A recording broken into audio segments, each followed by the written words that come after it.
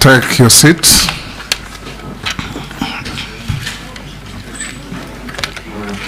Good morning. What is that? Good morning. Good morning, Mr. Speaker. You are, for the record, Hassan Ali Joho, EGH. Yes, Mr. Speaker. You will appear before this committee and you are going to answer to the questions that we put to you on oath. So you opt to take the oath either on the Holy Quran, the Holy Bible, or the Holy Gita, the Hindu Holy Book. The Holy Quran. You may be upstanding. Take the Holy Quran in your right hand and recite the oath. Bismillahirrahmanirrahim. I, Hassan Ali Joho, do swear that the evidence I shall give before this committee on matter under its consideration shall be the truth, the whole truth, and nothing but the truth. So help me God. I'm told it's not caught on record. Get the... Yes. Bismillahirrahmanirrahim. I, Hassan Ali Joho, do swear that the evidence I shall give before this committee on the matter under its consideration shall be the truth, the whole truth, and nothing but the truth. So help me God. You may take your seat and sign to the oath.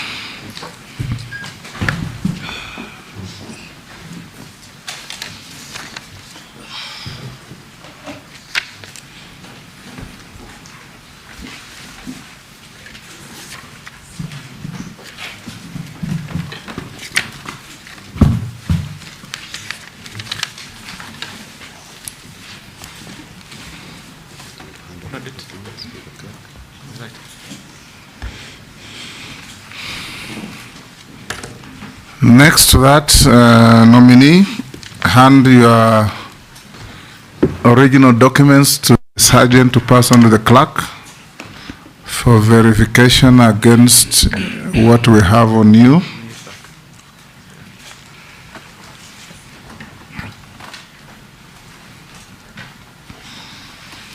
We'll start with introductions. This is a committee on appointments of the National Assembly of the Republic of Kenya. Committee mandated to interview, in some jurisdictions called approval hearings, in others called vetting, to assess your suitability or otherwise to occupy office to which His Excellency the President has nominated you as Cabinet Secretary for the Ministry of Mining, Blue Economy, and Maritime Affairs. We'll start with introductions. Yours truly here is the Speaker of the National Assembly and the Chairman of the committee. On my right is the Deputy Speaker of the National Assembly, Gladys Boss. On my left is the Clerk of the National Assembly, Samuel Njoroge. I'll invite members to introduce themselves, starting with Honorable Naisula. Naisula Lesuda, MP Samburu West. Kimani Shongo. Junet Mohammed. Nelson Koech, Belgut. David Kosing, MP Poko South. Gikaria David, Nakuru Town East. Masemeri, Teso South. Abdul Rahim Daud, North Imenti Meru County. George Gitonga Murugara, MP Tharaka, Tharaka Nithi County. Owen Baya, Kilifi North. Robert Mui Kadhiani. Stephen Mule, MP Matungulu. Dido Raso, MP Saku. Abdi Shurie, MP Balambala. Mishimboko, MP Likoni. Rehab Mukami, Nyeri County. Caleb Amisi, Saboti.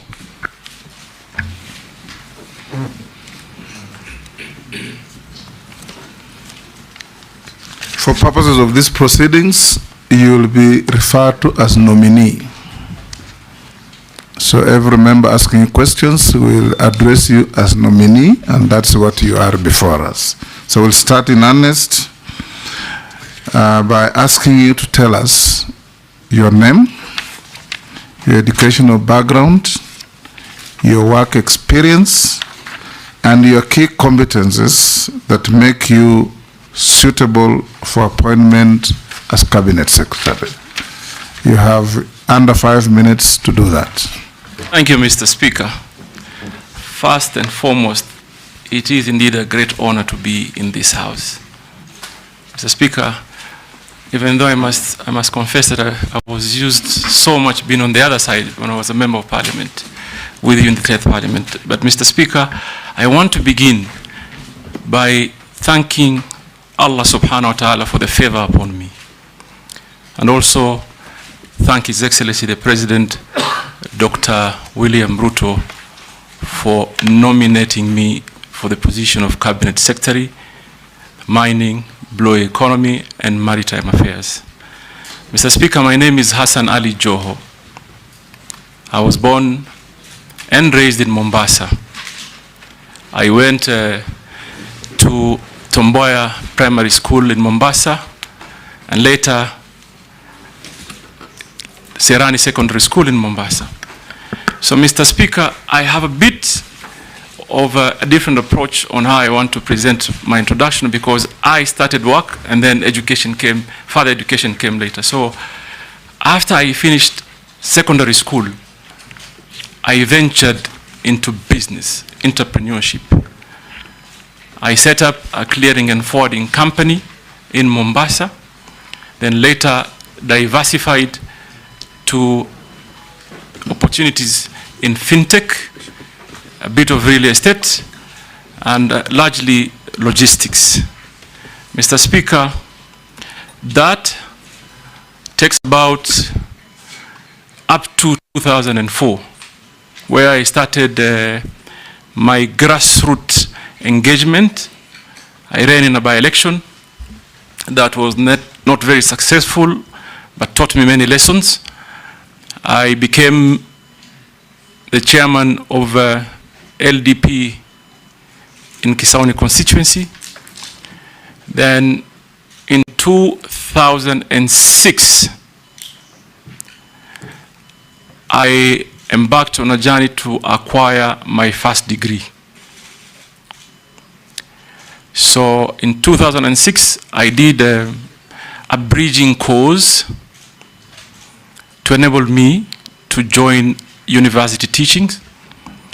I did a diploma in 2007 and eventually graduated from Kampala University in 2013. Thereafter, Mr. Speaker, I did another degree from Gretsa University, and then I enrolled myself. Where is Gretsa University? Gretsa University is in Thika, in Kiambu County.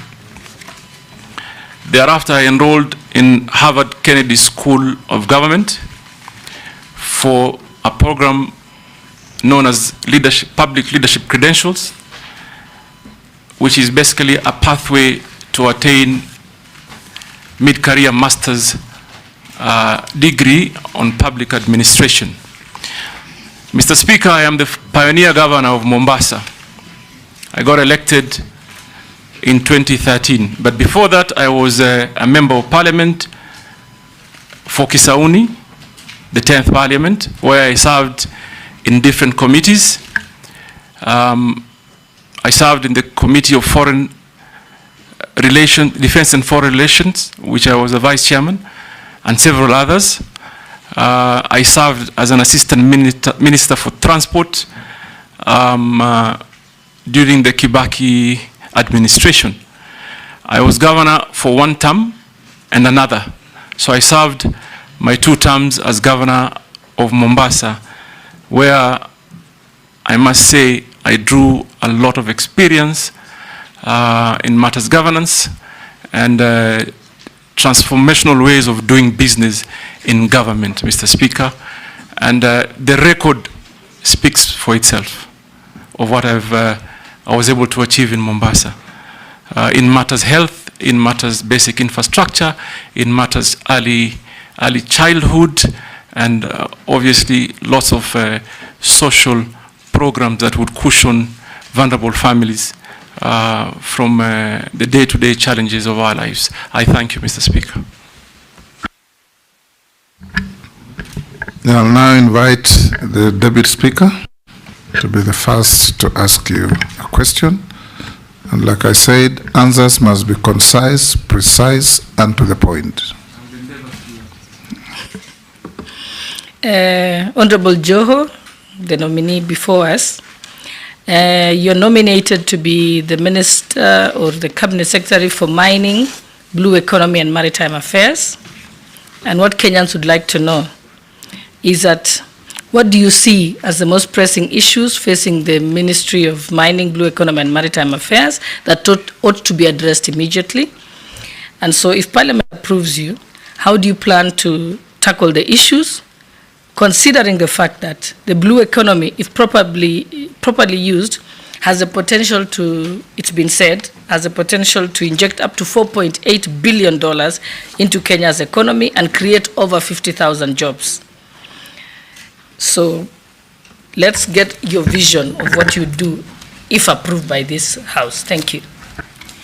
Go ahead. Thank you, Mr. Speaker. Mr. Speaker, I must say that after I was nominated by the President, I took a little bit more time to do some research. And I want to state before this honorable committee how I see mining and blue economy and even maritime affairs. Probably that should be our focus. It actually should be our new economic frontier. Mr. Speaker, I saw, for example, that the mining industry contributes slightly under 1% of our GDP. So that led me to do some quick research that leads me to tell you what I think we should do. Mr. Speaker, we have to find, first of all, ways to generate confidence to investors and the Kenyan people. Mr. Speaker, I want, if you nominate me, if you approve me, I want to be a CS that listens. I want to listen. And I have learned that if you take time and listen to stakeholders, there's a lot of information and data that will enable you to make the right policy decisions, create legal frameworks that are responsive to the demands of the moment and attractive to investment. So what will I do first? Listen. 2, involve stakeholders. 3, do an audit of our HR capacity. We do our technological capacity audit and relook at our legal frameworks and our policies. Are they attractive to investment? And if they are not, I must embark quickly on coming up with the proposals and policies that do respond. Because, Mr. Speaker, there is absolutely no way that our neighboring countries have surpassed by far the 10% mark on GDP contribution. Yet there is a lot of, I want to call it speculation for now, because I don't have the data, neither do I have the real information of the kind of geological minerals that this country have. And I'm looking forward, if I get approved, to get the real data. So there are certain quick things that we must do to ensure that Kenya becomes an attractive point of investment, particularly in the area of mining, blue economy, and maritime affairs, Mr. Speaker. I thank you. Majority Leader. Thank you, Honorable Speaker. CS nominee, let me begin by asking from your academic credentials that clearly looking at them are bottom up. And having said how you began your journey for getting your degrees all the way to Harvard, Kennedy, it's Kennedy what? Kennedy School of Government. School of Government. What would you tell young Kenyans who may have started off life like you in terms of being able to pursue academic credentials later in life? That would be one. Two, you come from a region where the blue economy, as you say, holds very huge potential to create employment.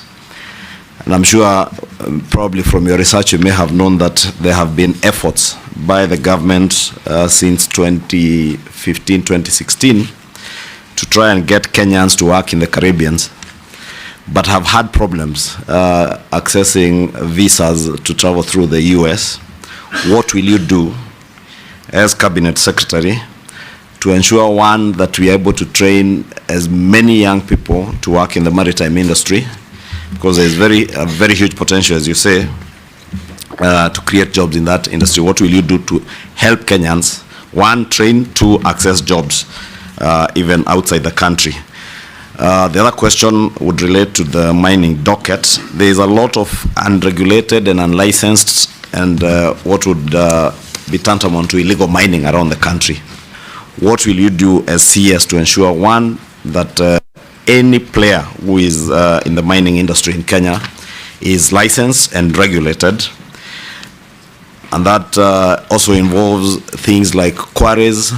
You've seen the recent cases in Nairobi, in quarry here in Embakasi, where abandoned quarries are left unfilled. They have now become graveyards for criminals. They are dump sites. What will you do to make sure that anybody who is involved, even in quarrying, is one, taking care of the environment, especially in getting to refill many of these quarries, and that industry is well regulated and anybody and everybody engaged in it is licensed? Nominee.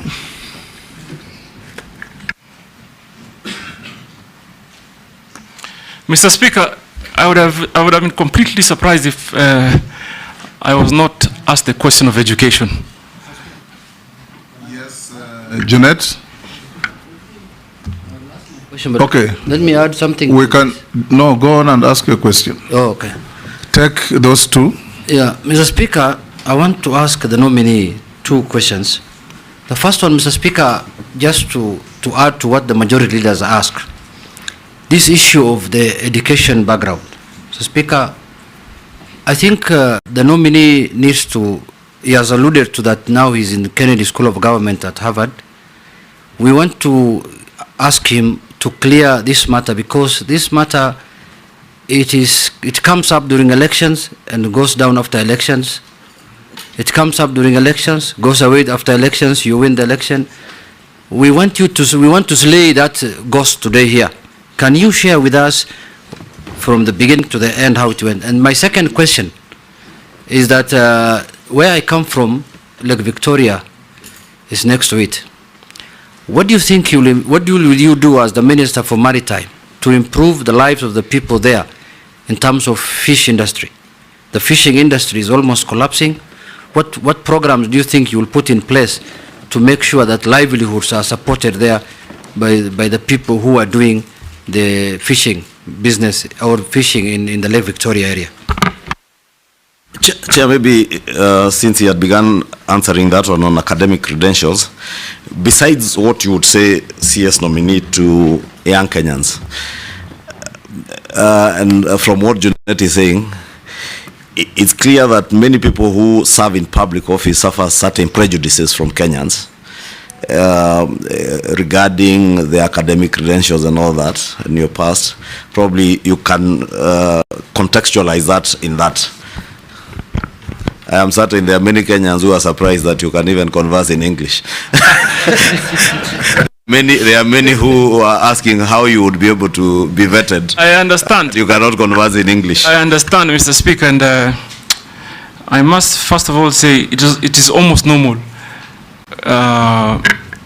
for people to cast doubt of Wapwanis. Sometimes, and Owen Bai and Mishi Mboko probably will bear me witness. But we can and we are as qualified as any other Kenyan. Now, Mr. Speaker, I want to walk you through my educational journey and where I drew my inspiration. More than what you did? No. To respond to the question, I want to walk you through how I achieved what I achieved and I'll continue to achieve. With brevity. Without a doubt.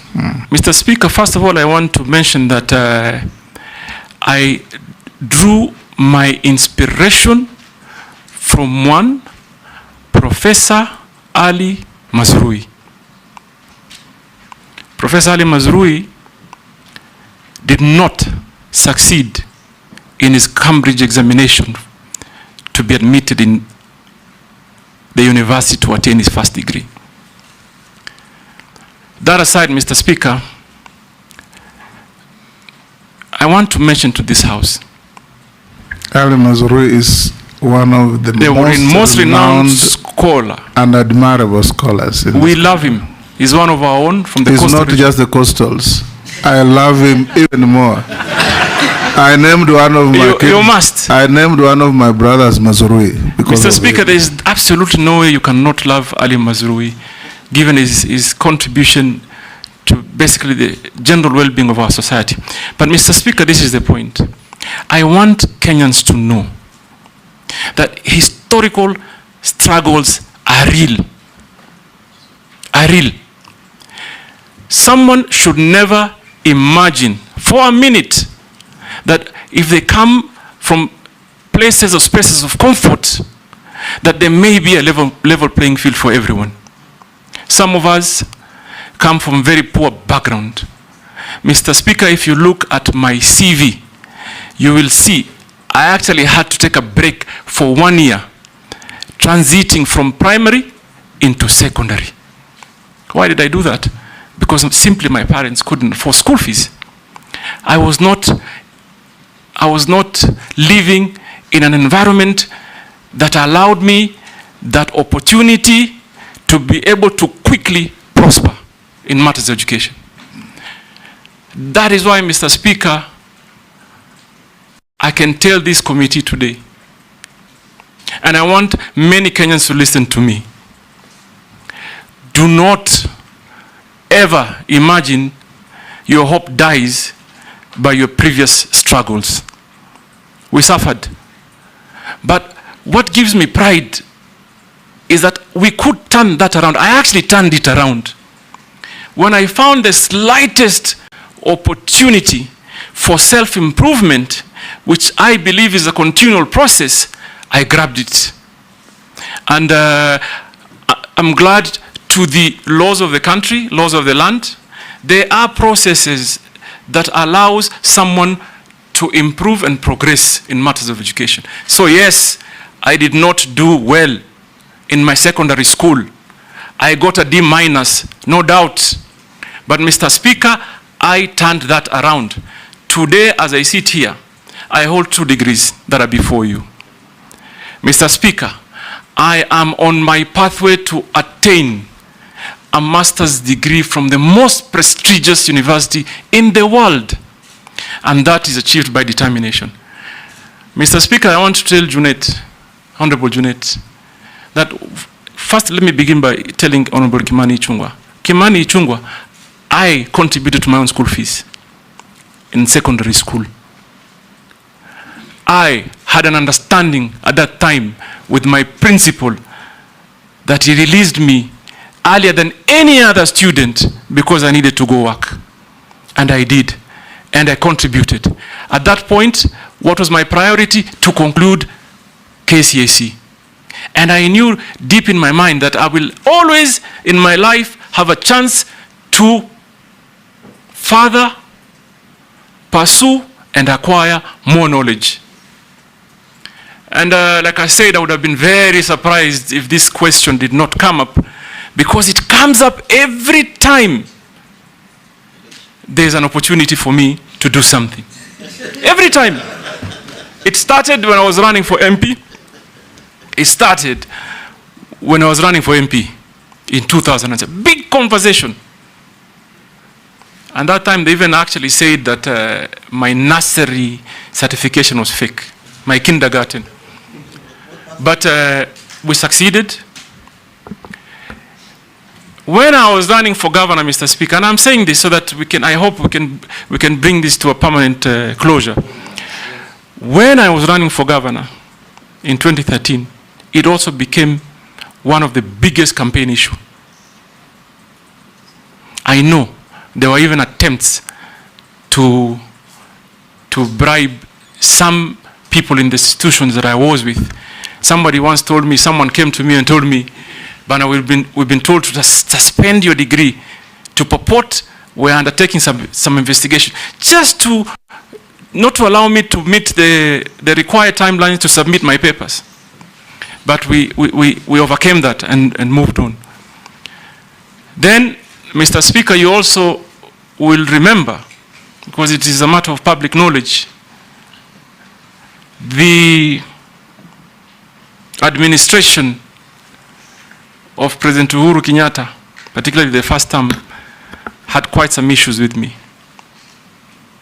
So again, there were those who felt that they may have an opportunity now to permanently remove me from the political equation by dealing with my education credentials. So, Mr. Speaker, I report before this House, there is no government institution,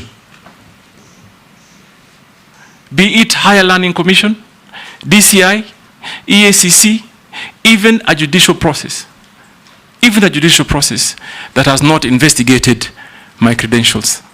And I commit before this House. In fact, they should be looking at this space. Probably if we succeed, if you nominate me, and we do well, the next, if I'm approved, the next vetting, you should see a PhD, Mr. Speaker. I'm telling you, watch this space. If I come back here, if God wills, you approve me, we do some real work, better the lives of the Kenyan people, you'll call me Dr. Hassan with Joho, the next one, sir. Mr. Speaker, on the other matters. Hold that. What was the outcome of the judicial challenge on your papers? Mr. Speaker, they lost. And I actually know who sponsored the process, but they lost. You cannot take what is rightfully mine. It's as simple as that. Go on and answer the other questions. So they lost. And I know, unfortunately, there's an old man there in Mombasa, an 82 old man, who keeps sponsoring people to pursue the, and I'm sure probably... Focus on your suitability. Mr. Speaker, yes. I want to answer the question by Honorable Kimani Ichung'wah on the blue economy. And I want to combine it with maritime affairs. And I like the fact that you particularly picked on the job opportunities. Mr. Speaker, this ministry is a wealth creation ministry. This ministry is a great employment creation ministry. Now, just to give you some statistics, today, the global demand on seafarers is almost at 1.9 million. We in Kenya are contributing barely 0.2%. So out of, basically what I'm saying is out of the 1.9 million, we have just about 4,000 Kenyans that are getting into the industry by way of employment. Now, what are we going to do to change that? Number one, we must redesign our training program to fit into the demand of that opportunity. And I know there's quite some work that was done previously and continues to be done. but we may need to have a conversation. And if approved, I'm going to be running back quickly to this august house to engage honorable members on realigning the policies around training to be able to fit the demands. And I pick particular example. If you train someone to board a vessel, how you earn or how you get opportunity to be employed is almost similar to that of a pilot. So even as we see today, we have probably a good standard of training issued or undertaken at the Bandari Maritime Academy. But Mr. Speaker, everybody that graduates from Bandari Academy does not automatically qualify to get a job because they don't have something called sea time. They don't have sea time. They have no avenues to get sea time. So that for me is a matter of urgent intervention to ensure we combine our training with sea time, even if it's just basic. Nobody will employ you if you have never been on board a sea. So that is one area of policy realignment that I'm going to have to engage this Honorable House. The other important area, Mr. Speaker, if you look at the statistics today, countries like Liberia are carrying 100 or plus more folds of their flag in vessels. We in Kenya, we're just about 5. From what I've heard from private sector, I've engaged the shipping industry, and I have been told, Mr. Speaker, the vessels that are carrying our flag are just about 5. What this therefore means is that our young people cannot get an opportunity because there is no level playing field. What do we need to do? To look at the policies. What is Liberia doing that is right that we can't do? What is it? Because we have so many vessels calling into our ships. What a local flag means, Your Excellency, is that the revenues generated, first of all, from the vessel will land in Kenya. Priority in terms of job opportunities will be for Kenyans, and opportunities to even design some internship program for attaining sea time. It is easier to take to Kenyan companies, and I'm going to do that. I think, Mr. Speaker, and I'm clear about it. Let me say I'm clear about it. If you approve my nomination, I will hit the ground running. It certainly shall not be business as usual.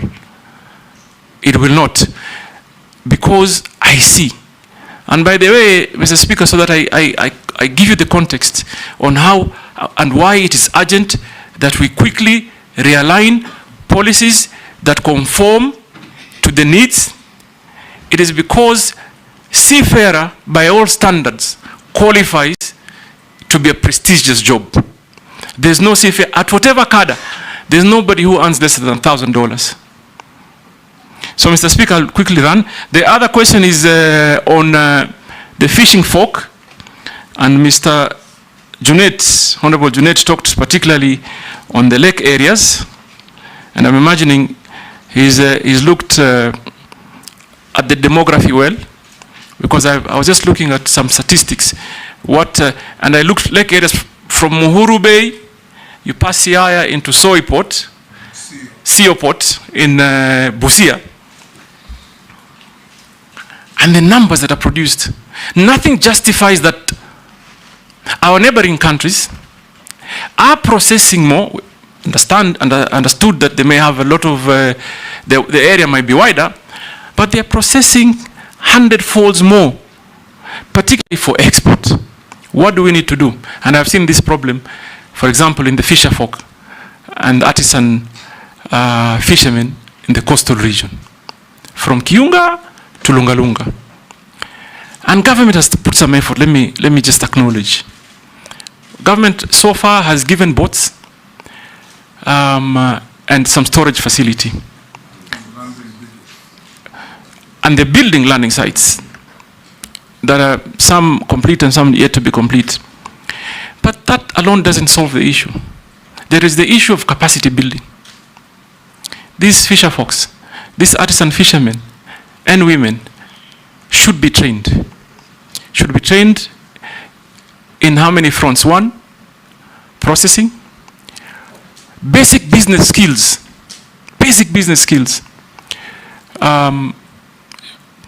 storage, and value addition. Mr. Speaker, growing up in Mombasa, I used to see a company that used to be called Wananchi Marine. That company was employing on a daily basis not less than 3,000 women to do fish processing. But as we sit here today, Mr. Speaker, there is no single factory that I can directly point at that does the same. And it's going to be my business. Number one, to create a lucrative environment for investment. You have to combine private sector investment, government support, and people's participation. And idea number one is, for example, if we want to help the fisher folks and fishermen generally, we must develop strategy like creating collection points. And I tell you, Honorable Kimani Ichung'wah, why I say that, because one boat goes out, comes with possibly 20 kilos, and they are likely to be possibly around maybe 100 boats of such capacity. But everyone who comes don't call in into the same landing site. What do? They find means to buy ice blocks and store. But imagine if we put them in a cooperative, manage them and organize them, train them. You arrange collection points. Why we don't export our fish very well is because we don't consolidate it. We don't consolidate our catch. So for me, I should have a truck picking from Kiunga into Owen Bay's constituency, Owen Bay's into Mombasa, into Kwale and Shimoni. Consolidate it so we bring adequate catch that will qualify for even export market. Mr. Speaker, Honorable Ichung'wah talked about on restoration programs of quarries. There is a law in place, but it's not enforced. What do I think needs to be done? Number one, we must create synergies with county governments. Why do I say so? They are beneficiary of the royalties. We must train and encourage the Kenyan people to abide to the required environmental standards. Number three, we must work on our enforcement, and this will require a multi-sectoral approach that I'm probably going to initiate. And maybe on the policy issue is that we may consider requiring or requesting, when you are licensed to mine, so that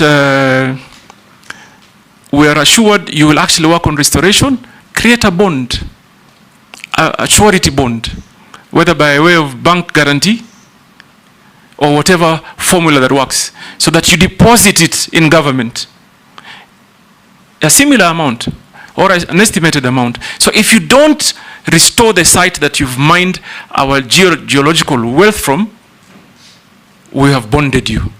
So you just don't walk scot-free. Mr. Speaker, you've answered all the questions. I think I have answered all the questions. Good. I thank you. Those who have never heard of Ali Mazrui, I encourage you to read a few of his books. Africans, A Triple Heritage, Africa's International Relations, and Africans from Slave Ship to Spaceship. Mr. Speaker, if you have some extra copies, I'm going to pick some from you. Pardon? Good. If you have some extra copies, I'll pick some from you. If you've read, unless you're collecting them. I'll share with you. Naisula? Thank you, Chairman. To the nominee, during your preamble, you thanked His Excellency the President for nominating you, and that is why you're before this committee you are in public having said, and I quote you, "I don't ever dream of engaging with Ruto." Mimi niongee na Ruto? Niongee na Ruto nini? I want to put it to you that if this committee nominates you and the National Assembly approves you, you'll be sitting in a cabinet where His Excellency the President will be chairing. I would like to know whether mutaongea nini kwa hiyo cabinet. But that's beside the point. I want to get to the real issues. But that's also a very valid question, because it will be important to know how you will engage as the minister, if approved, cabinet secretary, and with His Excellency the President. Now, there is tax exemption on exploration and accumulation of exploration expenses for offset against income upon full commercialization.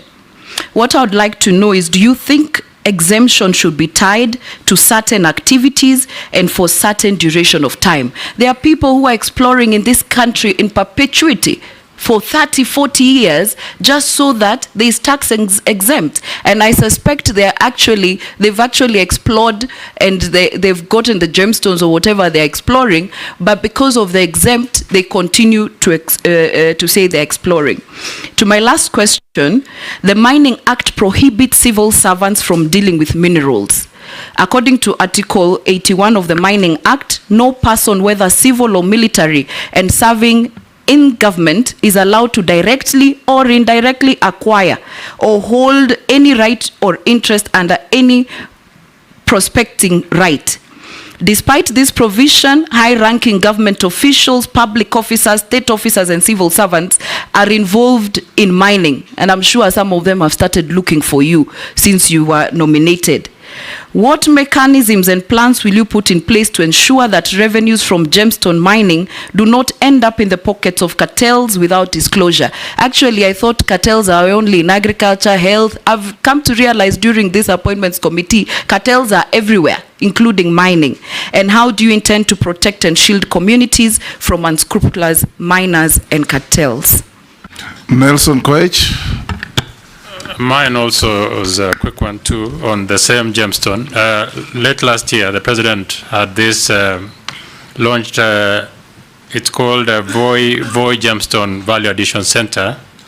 It is ill-equipped, nominee. I don't know what you will do to make sure that there is value for money, and the small-scale miners are also able to be able to sell their mines in Voi Additional Center, Gemstone Additional Center.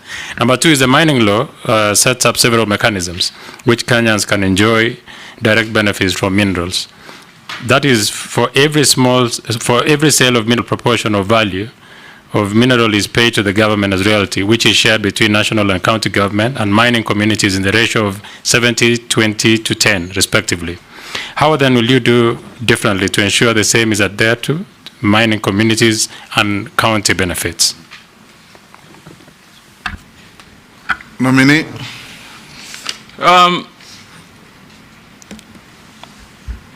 Honorable Naisula, you talked about exploration, but my research tells me, and I'm yet to get a detailed brief from the ministry, that you're imagining there are people doing exploration for 30 years. There are people doing prospecting for 40 years. How that makes sense, I have no idea. Whether it happens anywhere in the world, certainly it cannot be. How do you prospect for 40 years? So we need to quickly relook into our policy, Mr. Speaker. We can't as a country. And this explains why mining GDP's contribution is under 1%. It can't continue like this. It can't continue. And Honorable Naisula, you are very right. If you thought you saw cartels, I've come to learn within this short period of time that I've been nominated, there are greater cartels in the mining industry. And Mr. Speaker, if you approve me, That is where I begin. Remove the cartels, remove the brokers. Mining industry in Kenya cannot be a market of speculators. Mr. Speaker, I've also learned that before someone hits the ground, you'll find instances where a company has exchanged hands more than 10 times. Someone has gone, applied for a license, given a license, sold it to the speaker, then sold it to Naisula, then sold it to Owen, then sold it to some farm in Canada, that one sells to China. All that time that they're speculating and gaining profits, the Kenyan people are losing. They are losing.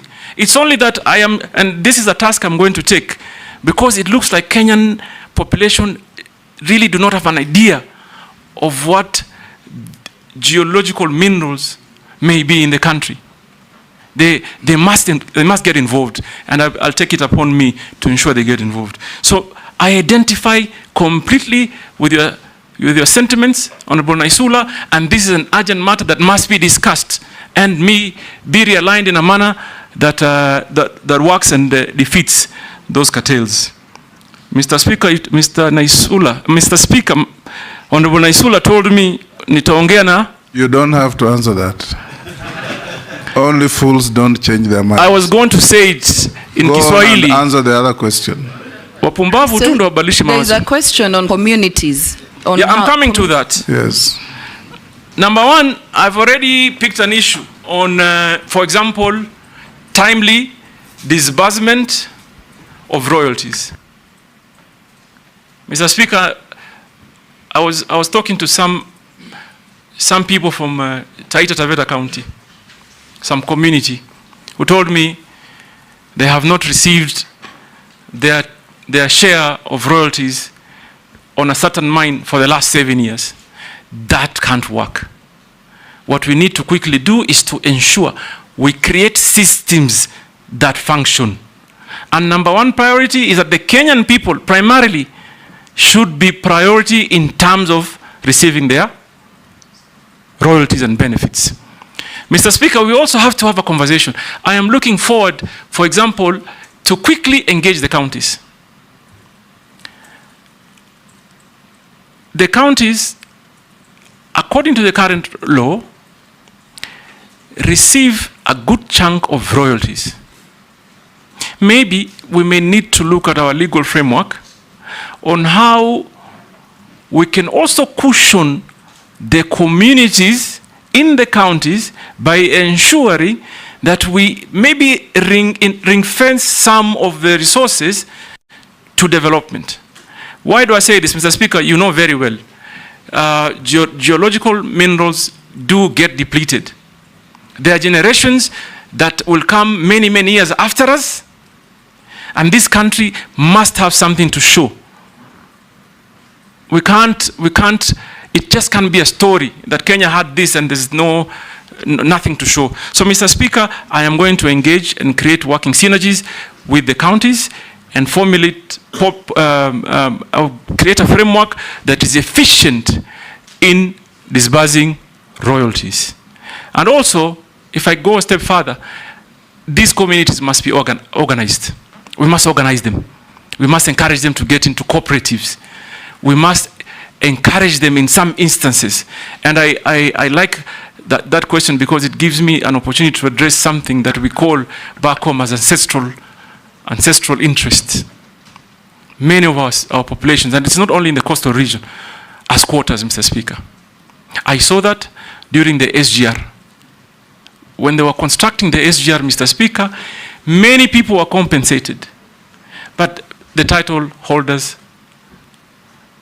and the residents of certain areas were completely ignored. So there are certain regulations or laws that we must, and I'd be happy to come and engage the community to see how we can improve on them.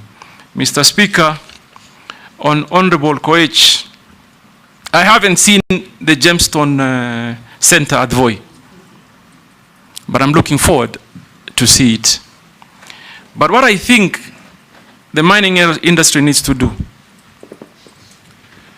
is to focus on private sector investment.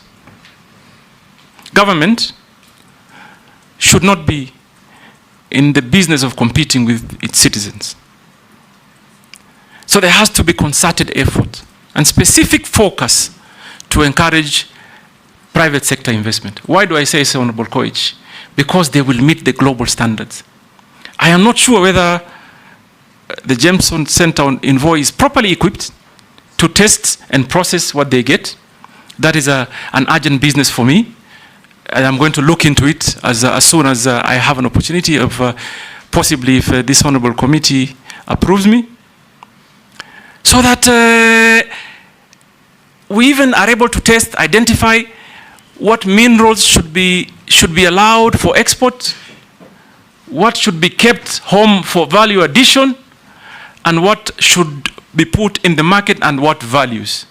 And I have seen it. I have seen people from Voi coming into Mombasa with a small packet of many, many gemstones and almost sell them at wholesale price. Someone else picks them up, some foreigner will pick it up, go to Hong Kong, go to Thailand, and make double or triple the money that, that Kenyan ordinary man would. So I will look into that as a matter of urgency, Honorable Koich, and I'm hoping that I see the passion. We'll work together. Posing, then Gikaria, then Emase. In that order. Take those three. Thank you, Honorable Speaker. Honorable Joe, I hear you talk about policies and systems. Should you get the favor of the House, my proposal will be concentrated on the actions. If you live in these policies and systems, you will leave that office with systems and policies, having not even approved. So that's my advice. But my question is, the governors who have been ministers, Honorable Joe, have not gotten a good rating from where I sit. They have been accused of being desk ministers, governors, former governors. I don't know whether they got a lot of comfort when they were governors or they became two bosses when they were governors, and therefore they are not actually seen in the field. What will you convince this committee to believe in you? And particularly, I think I like the word you said, that what we lack is confidence. I think it's true, because I come from a mineral county, which is West Pokot. Confidence of investors coming to invest, and also confidence of the people accepting investors. What will you convince this committee, Honorable Joe, that you will be in these mineral counties in building confidence, and for both sides, the investors and, or you will go to Mombasa, because now blue economy in Mombasa, will you be also be in mineral counties to build confidence? Thank you, Speaker. Can I? Three. Ikaria, Thank you. just record and answer them quickly in the order they came. Ikaria, go ahead. Thank you, Chairman. Switch off your mic. Thank you. Thank you, Chairman. I think the exploration is something that the nominee has said he's going to look into, and I'm saying this in relation to the corporation, the National Mining Corporation, which is a corporation of government, which is in exploration and does nothing other than just getting salaries and doing nothing in exploration. As we look at, I was trying to look at the law as to whether we have timelines for exploration. I remember in the Energy Act, we have 2 years for exploration. After that, your license expires. The other bit that also needs, you need to look at is the Mineral Rights Board, the licensing board that gives, there is a lot of bureaucracy in terms of giving licenses on time. It's like they don't have a service charter for, if you apply today, by what time should you be able to get your license. But the most important thing is, let me talk about the artisanal miners. Honorable Nominee, artisanal miner is a big area of employment.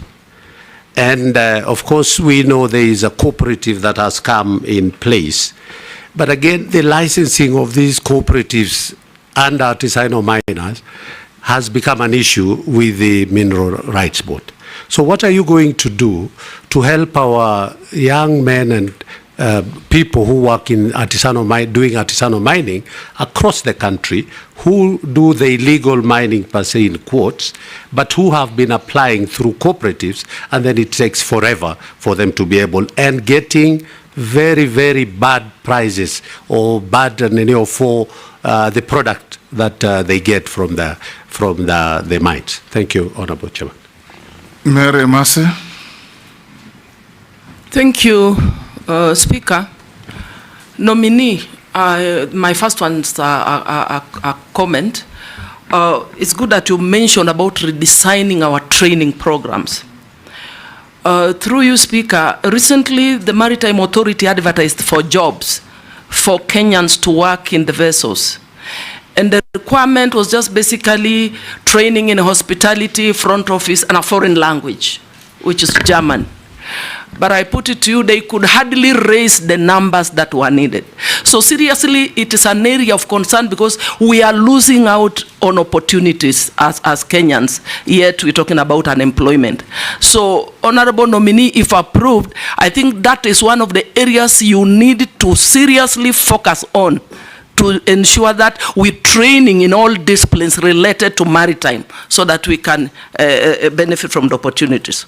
So my question is, and this is from a Kenyan, in 2010, the then internal security minister, the late Honorable George Saitoti, tabled a list in parliament containing 4 members of parliament, including yourself as a suspected drug trafficker. The US Embassy also stated that Kenya anti-narcotic unit suspected that you were involved in narcotic trade. Are you aware of these grave allegations and the effects of drug addiction in our nation? If so, kindly shed some light on that. Thank you. Answer those 3. Honorable Kosing, my record speaks for itself. I was not in any way a desk governor. I am a ground person.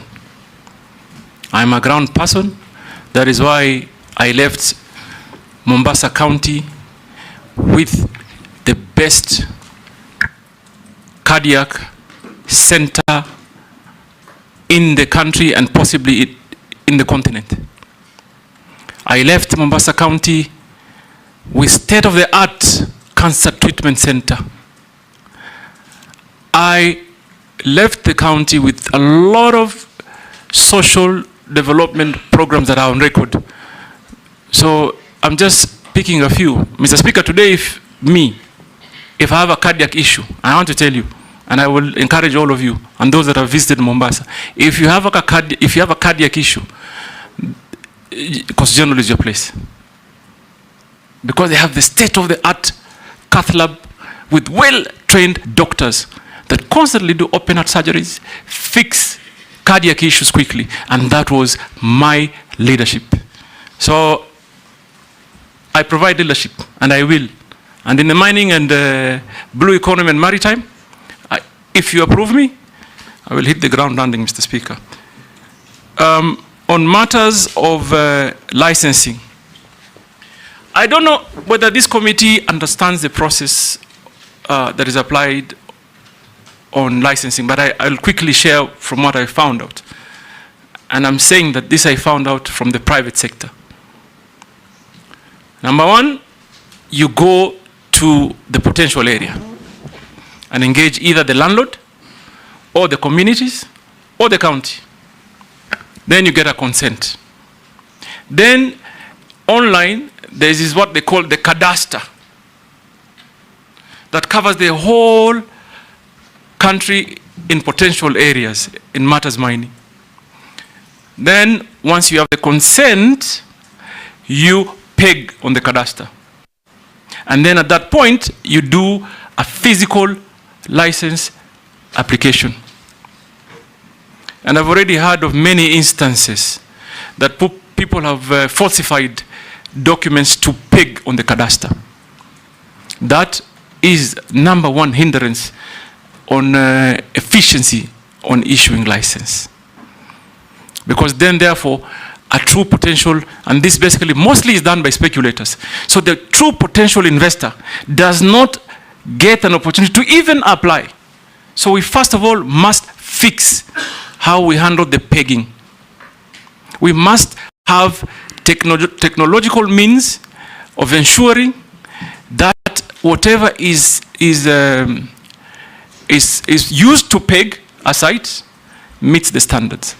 I have had, for example, someone would just upload a newspaper, and that acts as a consent, because the technology currently doesn't have the ability to authenticate some of those documents that are uploaded. So what do I say? I say we need to digitize end to end. We must digitize it end to end. And Mr. Speaker, let me put it this way. Even in our own country, I know for sure, for certain, there are young people with enormous capacity and potential to help us develop. I must also say that I was taken by surprise when during Mandamus there are some young Kenyans who quickly developed and designed a communication program. And people are communicating like an app overnight. It tells you young people have the capacity. And for me, Mr. Speaker, if I'm approved, my urgent and priority first step is to involve the young people. They can help us grow. They can help us fix many things locally. Like, for example, I believe something like a cadastre, where it holds a lot of information that is very strategic for the country, must be fully hosted here. Cannot be hosted, for example, by a competing country. So for us, what do? We invest in technology end to end. Right now, I'm informed that they have done it, but there's quite a human interaction phase that we must try and do away. It will create efficiency. It will also deal with corruption issues. So I hear you, Mheshimiwa, and I can tell you that that will be my priority. And also, I want to talk on the artisanal miners and licensing. They go through similar challenges, Mr. Speaker. They go exactly how a private sector investor suffers is the same way, unfortunately, the artisanal miner also suffers. So that, for me, is something that I must look into. For me, Kenyans must be allowed to exploit their wealth so that they can better their lives in a manner that is organized, safe, and most importantly, beneficial to them. So that I will do. Mheshimiwa Imase, you talked about training. I couldn't agree more that we must design our programs or the architecture of training in a manner that fits the needs of the players. We must do that. I mean, there's no two ways. What do I think I will do? Obviously, I will begin by evaluating the Bandari Academy. But I'm going also to try and forge partnership with, for example, Technical University of Mombasa, the universities around the lake areas, and many others, because those job opportunities are not only for the coastal people. They are not only, they're for every Kenyan. And therefore, we must create a partnership in designing an architectural plan that conforms to what the industry needs. And I will work closely with private sector. Mr. Speaker, finally, Honorable Imase talked about a citizen that sent you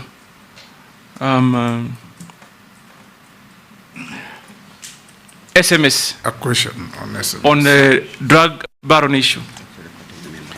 You know, the irony for me is that when you want to pick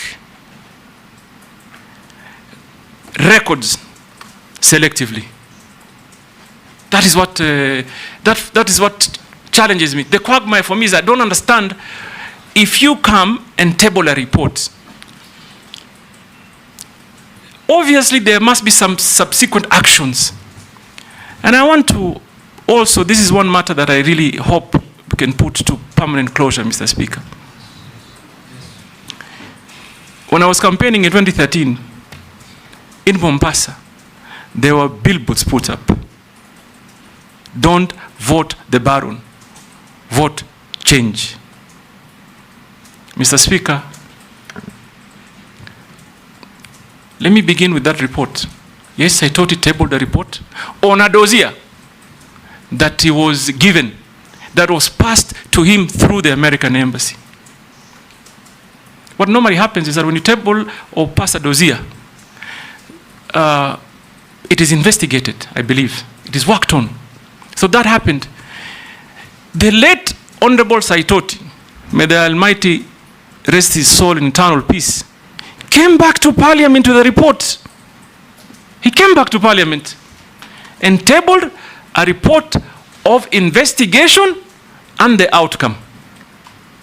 And it was a multi-agency, almost international investigation that clearly stated, and I'm going to only speak for myself, that no iota of evidence was found against me. Mr. Speaker, let me put it this way. I'm not a fool. I come from a family that is blessed with businesses. And I am thankful to Almighty for what I have. So number one, that investigation was concluded. Number two, Honorable Emasi, first term as governor, I was the greatest critic of the Jubilee administration. Had lots of personal altercation. They came after me in businesses, in many fronts. Don't you think for a minute, if I was involved in any illegal activity, I would have survived that regime? They would quickly have used it to, like they say, I remember, I'm sorry, Mr. Speaker, just indulge me a minute. I remember at that time, the president came to Mombasa and said, "Tutamalizana na huyu." They would have used it. So please, Kenyans, I want to assure you here today that I do clean business. Visible, that can be audited, can be seen, physical, and therefore, please, Mr. Speaker, if anybody talks about a report that was tabled on the dossier, also talk about the report that came after that, that cleared us. And I am particularly interested because first point on for me to call and try and interest investors to come, I am planning to go to the United States. They are known for big investments in mining, and it is my plan to go and engage them, interest companies from the United States. The same Americans gave you a visa to accompany me as foreign minister to the US. Exactly, Mr. Speaker, just after that. In fact, just after the I went. Immediately after that. And I've been to America many times, and I intend to continue to go to America, because America really, Mr. Speaker, I think we're going to be looking that way to get investors to come and invest, particularly in the areas of mining. So, Mr. Speaker, that matter, again, I hope it comes to permanent closure. Because it's all but don't like education, it comes up only when they are seeing an opportunity. But don't be pigeonholed to America. There are even bigger mining countries like Australia. No, in Canada, Australia. Others, yes. And even here, by the way, Mr. Speaker, I don't know whether you know, I've just found out, in fact, just yesterday, that Kenyans have invested heavily in mining in Tanzania. So even here we have them. Are you talking about me? Daud Murugara, order nominee, no altercations with members. Daud Murugara, then Owen, in that order. Thank you, Mr. Speaker, sir. To the nominee, Honorable Joho, what you have said about cadastral and all that, your predecessor, when he was there, Honorable Vuria, when he came for vetting in 2022, he talked about the NIS doing prospecting for all the minerals in the country. And there are minerals in Meru County, by the way, in Beo. But unfortunately, even by the time he left, he never visited Meru. So my first question to you would be, like what Honorable Posing has said, you may be a desk CS if you are approved. What will happen, I hope, because you know Meru is cold, and Mombasa is hot, and you're used to the hot weather, you may feel very cold in Meru.